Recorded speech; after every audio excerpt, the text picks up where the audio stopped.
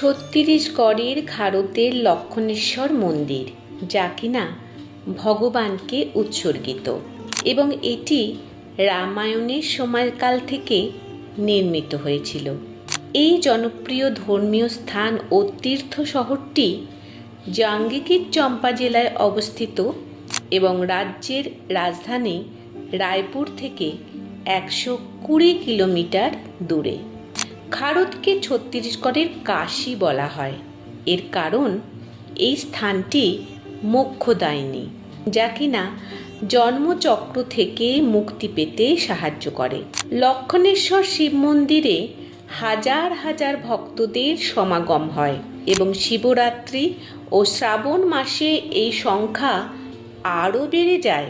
একটি বিশ্বাস অনুসারে লক্ষণেশ্বর মন্দিরে পূজিত শিবলিঙ্গটি ভগবান শ্রীরাম তার ভাই লক্ষণের অনুরোধে স্থাপন করেছিলেন।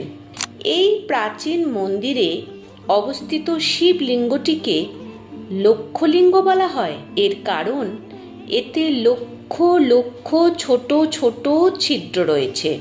লোক বিশ্বাস অনুযায়ী এর মধ্যে একটি ছিদ্র সরাসরি পাতালের সঙ্গে যুক্ত।